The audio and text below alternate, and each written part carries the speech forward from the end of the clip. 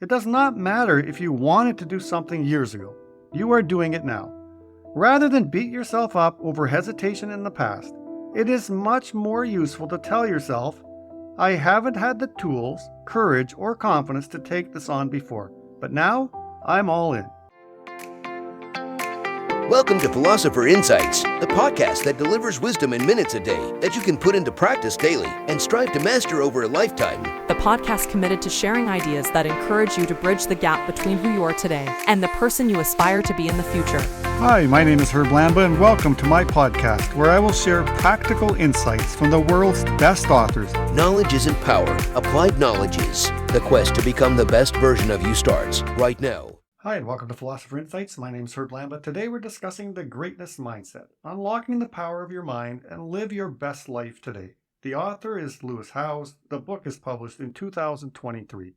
I want to share a number of my favorite insights from this book, starting with greatness, meaningful mission matters, joy conditioning, coach or critic, circle of life, give yourself permission, greatness performance system, and finish it off with the 1% rule. So let's start with the introduction. Quote, one of the hardest things to break free from is a good but not great life. I hear it so often from people who make what most would consider good money and have what seems to be a good career with kids and family, but they still have an underlying sense of pain or unfulfillment. There's an ache for something more. Does this resonate with you? Now don't get me wrong. There's nothing wrong with living a good life. No doubt, millions of people in the world would happily trade places with you. But the question is this, is it the life you want? Is it the story you want your future self to tell? These are the intentional questions high performers ask, and if that's you, I don't want to leave you out of the conversation. Maybe you're already chasing and achieving your dreams, pursuing greatness at the highest level in business, sports, the arts, politics, charitable work, you name it. You've put a lot of effort into intentionally developing your mindset, but no one ever truly arrives. You want that extra edge and are always looking for ways to harness the power of your mind. I get it. The greatness mindset will help you unlock the power of your mind by showing you how to find your very own meaningful mission, overcoming your fears and self-doubt, and finally accomplishing those goals and dreams that may have felt so elusive for so long. I've been able to figure out a lot on this journey and have learned directly from some of the greatest minds in the world, people who have devoted themselves to the pursuits of greatness in their respective fields. But at the end of the day, I knew I needed to write this book about finding meaning, overcoming fears, and creating a game plan for significance and fulfillment in life because of what I feel inside on a daily basis." End quote. Welcome to the introduction of The Greatness Mindset by Lewis Howes. Throughout the pages of this book, Lewis shares his hard-earned wisdom and insights on what it takes to cultivate a mindset of greatness. Whether you're a seasoned pro or just starting out on your journey towards greatness, this book is packed with practical strategies and insights that you can start applying to your life today. I am honored to share a handful of my favorite insights from this book, so let's begin. Insight number 1, greatness. Quote, from the time I took that initial massive imperfect action to today, I developed a working definition of what greatness is. Greatness is discovering your unique gifts and talents to pursue your meaningful mission and make the maximum positive impact on the people around you. Now, chasing greatness may mean you stumble and fall a few times along the way. Are you willing to take that risk? You'll need to become comfortable with trying, failing, learning, knowing that failure is the only path to success. One thing I've learned on this journey, criticism happens no matter what. It is the price of admission to life. You can't let that decide how your story will be told. End quote. Lewis challenges us to discover our unique gifts and talents and use them to pursue our meaningful mission in life. However, as I reflect on this concept, I recognize that many people struggle with the daunting task of finding their purpose or mission in the first place. To achieve greatness, one must be willing to give their all and take courageous action towards their mission.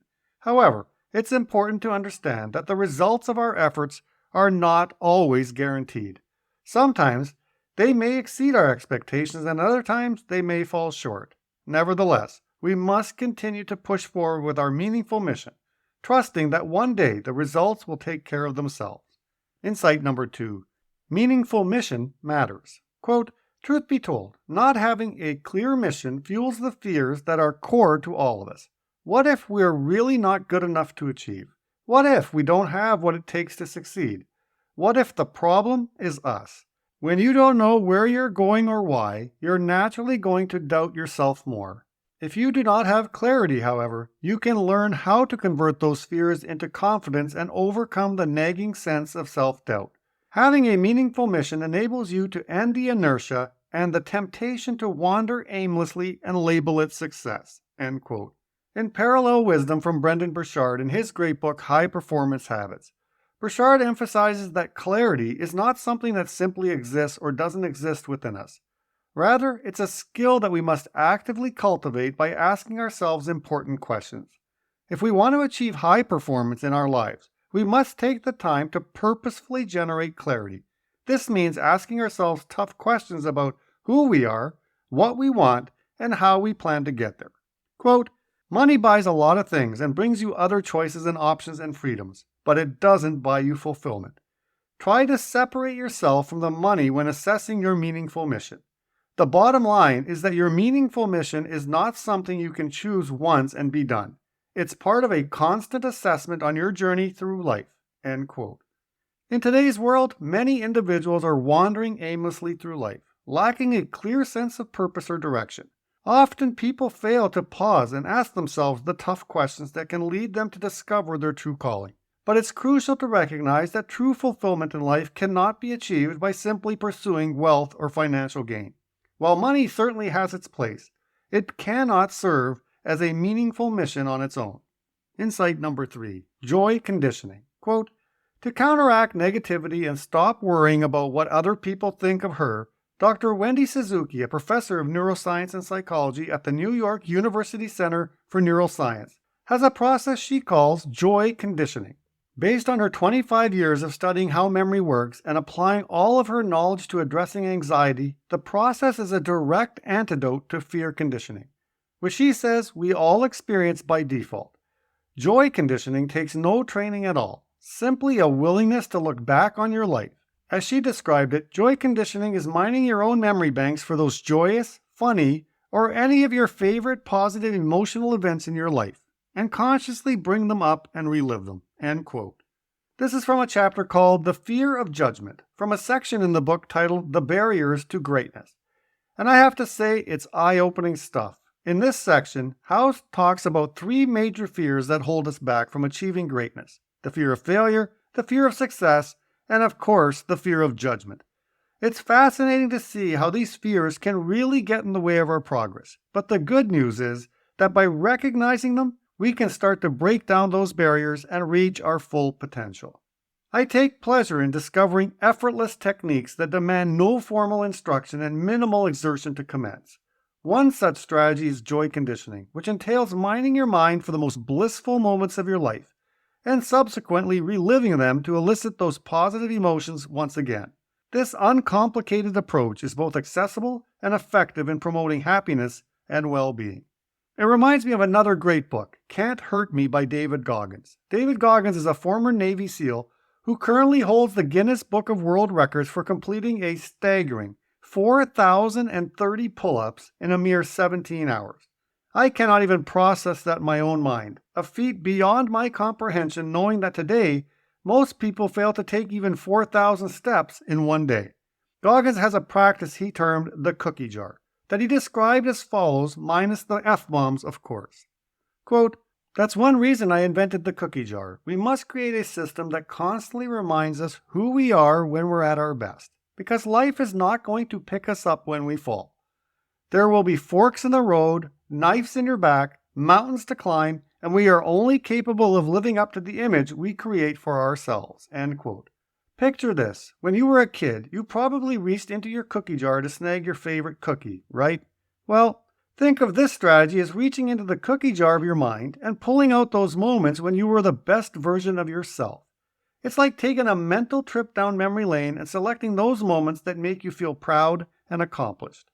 Insight number 4, coach or critic. Quote, "Let's return to the idea I mentioned earlier in the book, that everyone has an internal coach and critic.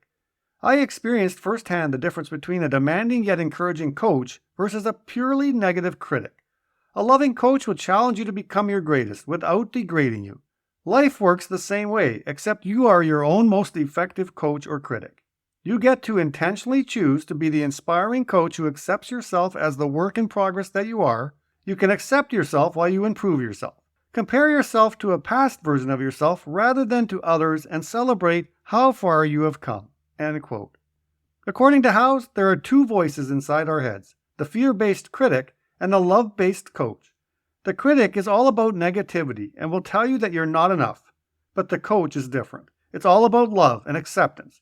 It will tell you that it loves you just the way you are, while also pushing you to improve and grow.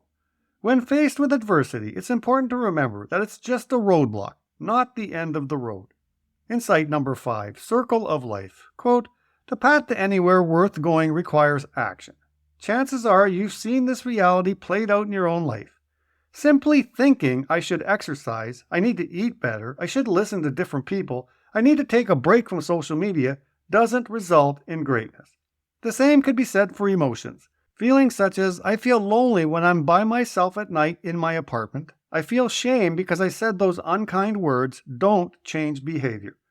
The thoughts require action, and that requires dealing with both internal and external forces between who you were, healing your past, and who you are becoming, finding your identity, and between your very real past with all the things you are working to heal there and your ideal future, the new greatness identity you are striving to create. The greatness mindset is the sweet spot where how you think, how you feel, and how you act all come together. Mindset by itself is neutral. End quote. You know what's interesting about this? In most personal development books, there's a common theme. Taking action is fundamental. Without committing to taking action, our dreams won't become a reality and we won't experience positive emotions or achieve greatness. It's common sense, but it's not common practice because it can be tough to balance our thoughts, emotions, and behaviors. That's the challenge that Lewis Howes helps you overcome in this book. Insight number 6, give yourself permission. Quote, taking charge means living intentionally. For example, Rory Vaden teaches that the key to multiplying time is giving yourself the emotional permission to spend time on things today that create more time tomorrow. He calls this formula the significance calculation. It means you take command of your time and use it to do things that will save time in the long run. Scheduling is not just about calendars and to-do lists. Beneath our objectives are feelings of guilt, fear, anxiety, ambition, and drive. Even if we aren't aware of it, these emotions factor heavily into all our decisions. I think when people put pressure on accomplishing their goals the perfect way, they often don't achieve those goals. Successful people know to have internal flexibility and grace for themselves, instead of beating themselves up over not being enough. End quote. To what extent can the significance calculation enhance your decision-making? Imagine analyzing all your actions through this framework to make better decisions based on true significance. How frequently do you prioritize tasks that will ultimately save you time in the long term? Also, a reminder that by embracing this mindset of self-compassion and resilience, successful individuals are able to stay motivated and focused on their objectives, while also remaining open to new opportunities and experiences that may arise along the way. Ultimately, it is this balance of drive and flexibility that allows them to achieve their goals in a sustainable and fulfilling way. Quote, we put a lot of shame and guilt on ourselves when we are not where we think we should be in life. All this does is delay progress more. It does not matter if you wanted to do something years ago. You are doing it now. Rather than beat yourself up over hesitation in the past, it is much more useful to tell yourself, I haven't had the tools, courage, or confidence to take this on before, but now I'm all in. End quote. Insight number 8, Greatness Performance System. Quote, in my own life, I found a lot of power in the simplicity of the number 3. So I developed a way of thinking about performance using a focus on 3. 3 players, 3 goals, and 3 questions. I use this system to create the Greatness Performance System, GPS, or the game plan for my life. I like to think of the different domains of life as 3 players I have on the field at any given time: business, relationships, and wellness. It might be tempting to focus only on 1 or 2 of these areas, but all 3 are important for lasting success. I go through the process of developing my top goals for each area, so I end up with 9 in total, but that is still too many to really give them focused attention. I then choose the single most important goal for each player, business, relationships, or wellness, and focus on achieving those 3 goals at any one time." End quote. I love that. This idea of having a life GPS system is so cool. It reminds me of what we did in the Optimized Coach program. We broke our lives down into 3 key areas: energy, work, and love. And get this, we even mapped them to identities, virtues, and behaviors. It was a way to remind ourselves to show up as our best selves in all 3 areas every single day. It was such a game changer for me, and I bet it could be for you too. Insight number 9. 1% rule. Quote, "As you pursue greatness, there is one battle that you'll constantly have to fight, the battle against perfectionism. The problem with trying to be perfect is that chasing greatness means you have to be willing to put yourself out there before you feel ready. It's easy to get stuck in learning mode or practice mode. That feels safe. It feels comfortable. It's the safety net that says, it's okay to mess up. Something is there to catch me. But that is not where greatness is found. Greatness is found when you take massive, imperfect action. I like how productivity expert Thomas Frank put it to me. My favorite thing for overcoming perfectionism is what I call the 1% rule. Here is how I would paraphrase the 1% rule and how to use it to overcome perfectionism. Set a schedule to create or learn, grow or move, etc. And then, each time you act, determine to get just 1% better." End quote.